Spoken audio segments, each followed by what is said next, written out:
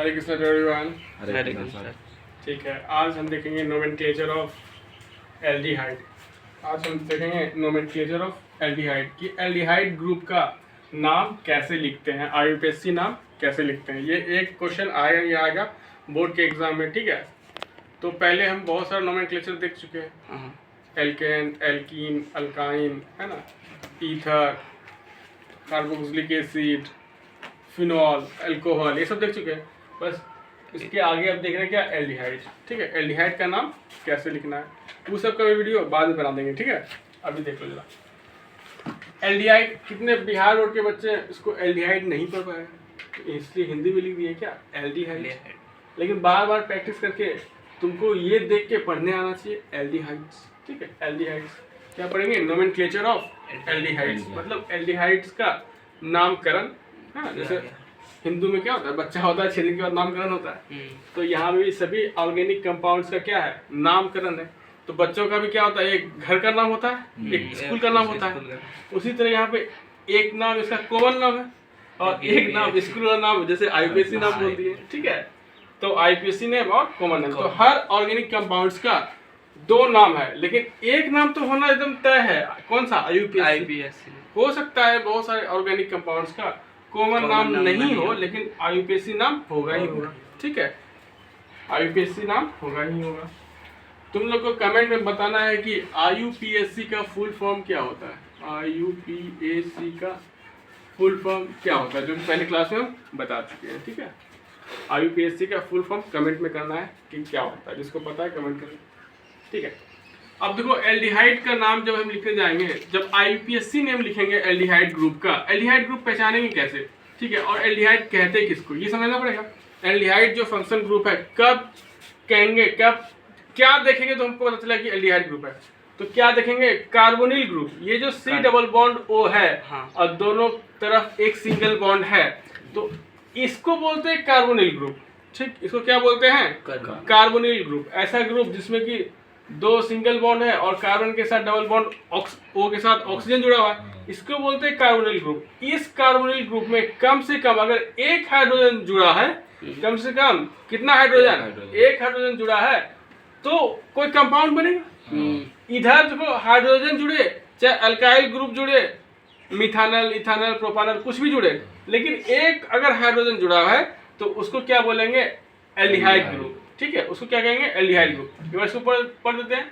जब carbonyl group में कम से कम एक हाइड्रोजन जुड़ा हो तो उस कंपाउंड को क्या कहेंगे, एल्डिहाइड कहेंगे। ठीक है, एल्डिहाइड कहेंगे। अब देखो यहाँ पे एग्जांपल में देखो, इसको H को हटा दो, मान लो इसको H को हटा दो, ये हो गया कार्बोनिल ग्रुप। हाँ, दिख रहा है कार्बोनिल ग्रुप। इसमें हम H, हरे कृष्णा बैठ जाओ, इसमें H जोड़ दिए, तो ये H अगर जोड़ दिए कार्बोनिल ग्रुप में कम से कम एक H, हमारा डेफिनेशन संतुष्ट हो गया। डेफिनेशन जो बोल रहा है कि कार्बोनिल ग्रुप में कम से कम एक हाइड्रोजन चाहिए, परिभाषा यहाँ उससे मिल गया।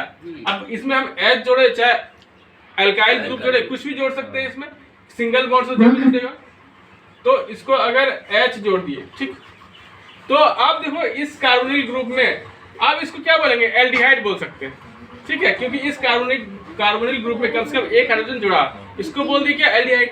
तो अब एक कार्बन वाले एल्डिहाइड ग्रुप को क्या कहेंगे, जिसका नाम होता है फॉर्मेल्डिहाइड।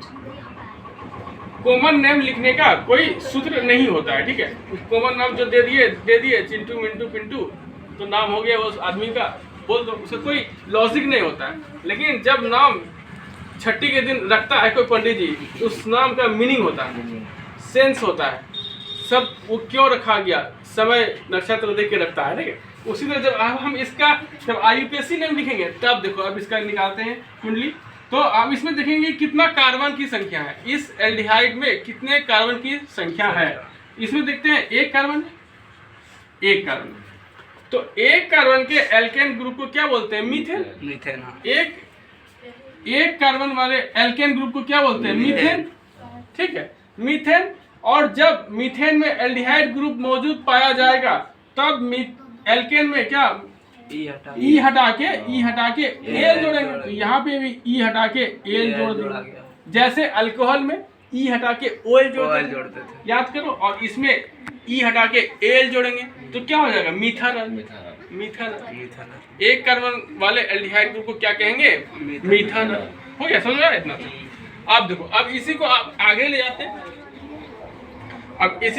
जाते हैं, एक कार्बन यहाँ दिख रहा था अभी, अब 2 कार्बन हम देखेंगे, 2 कार्बन देखो, इतना सा हो गया aldehyde, C double bond O और H, ये क्या हो गया, एल्डिहाइड। इसमें एक अल्काइल ग्रुप जोड़ दिए, तो अब कार्बन की संख्या 1 और एक यहाँ 2 कार्बन हो गया।